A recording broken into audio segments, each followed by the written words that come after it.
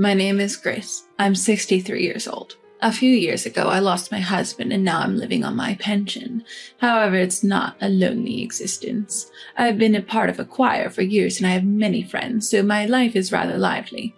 After caring for my husband during his lengthy illness, people tell me I seem to have found a new lease on life now that I'm no longer burdened with that responsibility. I loved my husband dearly and I would have preferred to have him by my side forever. So there are days when I'm struck by a profound sense of loss. But on those days, I talk to his photo on our home altar or sing my favorite songs, remembering how I used to smile and joyfully listen to my stories and songs. Plus, I have a little secret I keep from everyone. My husband left not just our home, but a substantial amount of money as well. I usually get by just fine on my pension, so I don't worry about it much, but knowing I have a nest egg for emergencies provides a certain sense of relief. I was thinking I would continue to live this free and easy life, but then my son and his wife, who had been stationed overseas, contacted me to say they were returning to the US. And what's more, they wanted to live with me after the return. I was delighted at the thought of seeing them face to face rather than just through video calls, and I looked forward to seeing my grandchildren. But there's one thing that has me worried. It was about my daughter-in-law, Mary. On the surface, she seems amiable and efficient, but I have an inexplicable aversion towards her. It feels like she's two-faced, or sometimes she scares me. But when I listen to friends talk badly about my daughter-in-law, I start to think that my feelings towards her stem from the jealousy I feel about her taking my son. Could it be generational prejudice? With a mixture of complex emotions and with the date of our reunion drawing closer, I reluctantly agreed to live with my son and his wife. I could not have imagined what was to come. It's been a while, mother-in-law. Please feel free to ask me anything. I'm planning to take care of you. Excuse me? As she spoke with a smile, I was taken aback. I didn't intend to be a burden to anyone. Oh, more than that, her saying she'll look after me feels condescending. At that time, I just thought, she doesn't know how to speak properly. But when we started living together, I realized my unease was well-founded. Mary acts very caring in front of others, but when it comes to something as simple as laundry, she behaves oddly. I noticed from the beginning that she seems to dislike mixing my laundry with hers, so I would wash my clothes separately. But I never imagined she would rewash the entire load just because one kitchen towel of mine was mixed in. As she grumbled and put the freshly washed laundry back into the machine, the item she held with such disdain was my kitchen towel. She tossed it aside like it was dirty and exclaimed, "It's going to smell like old woman. This is ridiculous." Another time when Mary wasn't around, I took in everyone's laundry after a brief rain shower. Despite them being almost dry, she rewashed them. "The germs will spread." Tisk tisk, her tongue clicking seemed to be her real nature. I didn't expect a thank you, but this was beyond anything I had imagined. "Do I smell bad by any chance?" I asked my friends, even used a smell detector. My friends laughed it off, and the detector showed much lower values than the standards. "Ugh, gross, don't put your shoes in my shoebox, it's filthy!" One day, Mary was removing my shoes from the shoebox with a pair of cleaning tongs. I didn't remember putting them in there, so my son must have thoughtfully done it for me. The heartwarming gesture from my son only fueled my anger at Mary's actions. "Please stop treating my shoes like they're filthy." When I asked this of her, who had tossed aside my shoes laughing, she turned around with a surprised look on her face. "Oh, mother-in-law. Well, I was just cleaning the shoebox and it looked like there was a bug on your shoes, so I tossed them." How she could come up with such an excuse on the spot is beyond me. "Oh, really? I didn't see any bugs. And you were using cleaning tongs, weren't you?" Maybe it was a mistake?" In the end, Mary played dumb and refused to acknowledge her wrongdoing, but the frustration didn't end there. She refuses to let my grandson eat anything I cook. No matter how hard I try to cook something nice, she rejects it with a smile. "You enjoy it yourself," and never touches it. Not only that, she interferes when my grandson tries to eat my food, always finding a reason to stop him. She freely uses the ingredients I buy without a word, always messing up my plans. She takes the ingredients but refuses the food. It seems she wants to exclude anything I have a hand in. In the end, the only person who enjoys my cooking is my gentle son. I'm sure he would listen if I talked to him about these issues and asked Mary to be more considerate. He's very much like his father, and I can rely on him. But I feel guilty bothering my son who works hard from early morning till late at night with such issues. I'd rather he relaxes when he gets home than be bothered by such things. For now, it seems that Mary has no intention of interfering with my son eating my cooking. Even if it's just my son, if he's happy to eat my cooking, I have to tell myself that's good enough. But, "Don't you dare eat anything your grandmother has made." Hidden from me, Mary was scolding our grandchild. "If you eat that stuff, you'll get sick, remember? Can't you hear me? Don't even think about eating grandmother's germ-ridden meals. I always tell you, don't I?" Stop berating the child for such unreasonable reasons. It's cruel. I had reached the end of my patience. I tell my teary-eyed grandchild to go outside and play and turn to confront Mary. "You always tell him not to eat my food, don't you?" "My mother-in-law, did you hear something?" Mary casually throws out the question. I heard it loud and clear. "Eating my food makes you sick? What do you mean by that stuff? We use the same ingredients from the refrigerator and the same seasonings in the kitchen. It's impossible that it could be harmful." But Mary just giggles. I've been tolerating the old woman's antics till now, but perhaps it's time I threw in the towel. It's heartbreaking how you can't understand how much I'm holding back. Despite trying to keep up appearances till now, it seems she no longer cares about showing her true natures. Mary crosses her arms, sniffs, and humps. "You're an old woman, nearing the end. You should just stay in your room or something and keep quiet. You're so full of energy, always out and about, cooking even when not asked, so selfish, and hoarding your property like a miser. I thought if we lived together, you'd at least share a little with me, but you're totally clueless." Mary frowns and spews one terrible word after another. Not satisfied, she stomps her foot and shouts, "Hey, anyone would understand if they just thought a little. What are you, a numbskull?" Shocked, I stood there. It's true, even my friends comment on my high energy. I love physical activity, not just singing, and often go out for walks. Being out and about is my own business, right? I don't have any expensive hobbies, and I'm not causing any trouble. If my cooking bothers you, I'll stop, but talking about my property is crossing the line. Am I a numbskull? Then what about your remarks? In fact, I'm totally fine with not living together. If you're not happy, you're the one who should leave. Despite using things I bought without paying me back, when I confront her, Mary laughs loudly. "Look at Granny trying so hard to complain. If you want to kick me out, go ahead. But remember, while you're alive, you'll never see your precious son and grandchild again." With a threatening low voice, Mary leaves with a victorious laughter. Unbelievable. I never thought my daughter-in-law could be so rotten. But I've decided I don't need to hold back anymore. A week later, when I returned from choir practice, I heard Mary's laughter from the living room. Perhaps she was talking on the phone again, bad-mouthing me. You know, our old woman still hasn't kicked the bucket. She even went out for choir today, but honestly, it's a relief. She's an eyesore and noisy, but I can't die before her, right? She should hurry up and die, whether she ends up in heaven or hell. If only her heart would stop during choir practice. I was deeply disgusted by Mary, who was laughing vulgarly and lounging on the sofa while saying such dreadful things. But she seemed oblivious to my presence and continued to speak disturbing words in her crude laughter. Right? If she's going to disappear, she might as well drop dead outside in one breath. Actually, my husband's in the way too. Like you said, I've been increasing the salt content little by little, even secretly adding it to the old woman's food, but nothing changed.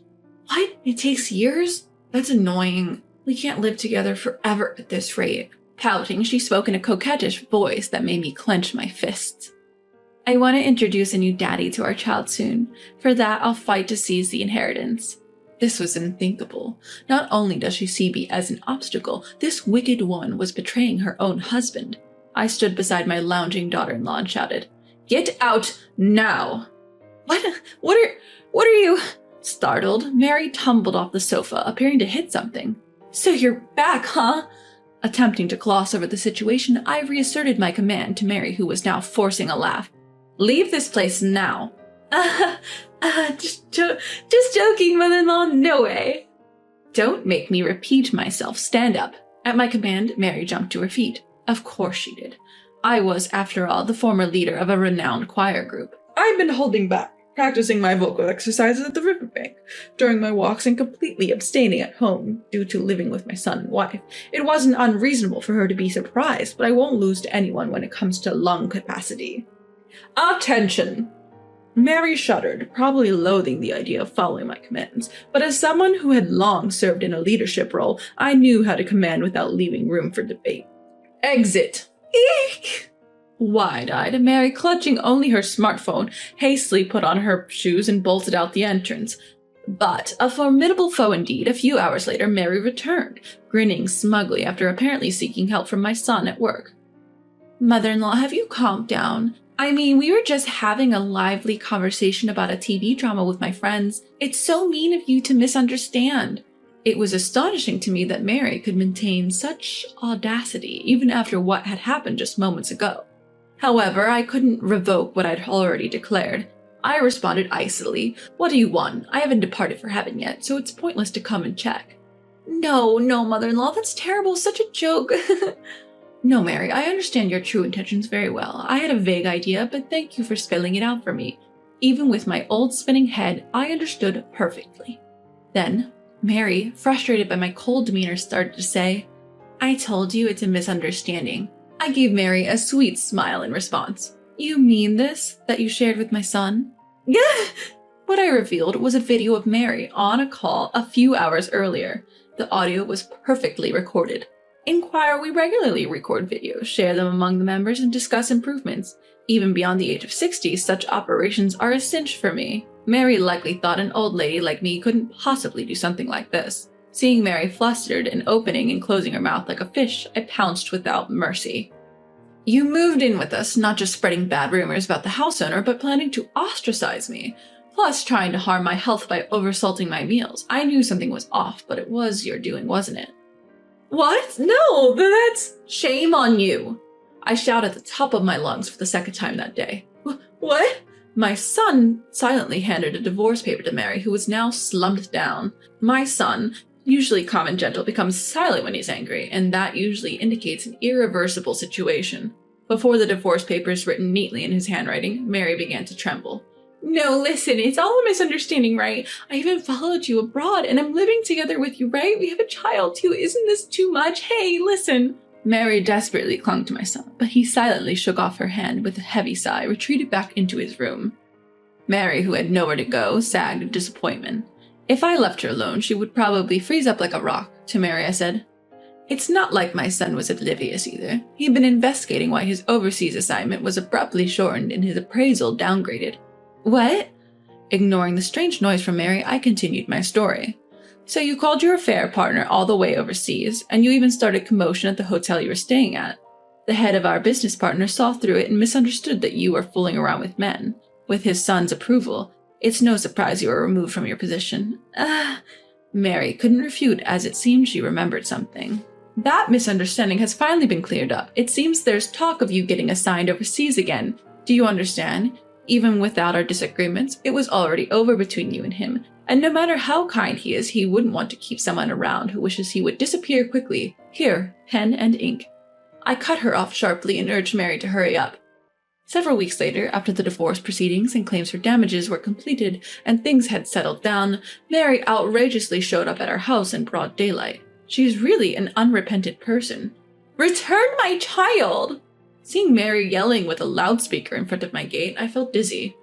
"Everyone, this mother-in-law here falsely accused me of things I didn't do and drove me, the daughter-in-law, out, even took away my son."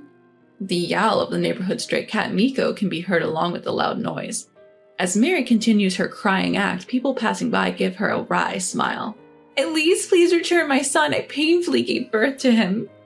Just as my son had taken my grandson out to the zoo for a change of scenery, to prevent my grandson from being upset, I stood up to silence Mary. "What do you think you're doing? Please go home. You're a nuisance."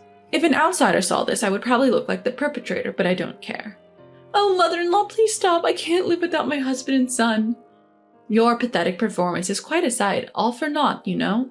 I told her with a smile, and Mary suddenly fell silent. "Oh, is that so? Say something like that, you'll need care eventually. I recommend trying to win me over while you can." Where does that confidence come from? I, the ever-changing one, don't understand. When I shouted back, I thought Mary would lose her patience and get angry, but instead she mimics crying. "You're so mean, mother-in-law." Like the crying woman in a movie, Mary dramatically yells, making me sigh. "Right, I did do something terrible to you. I'm sorry."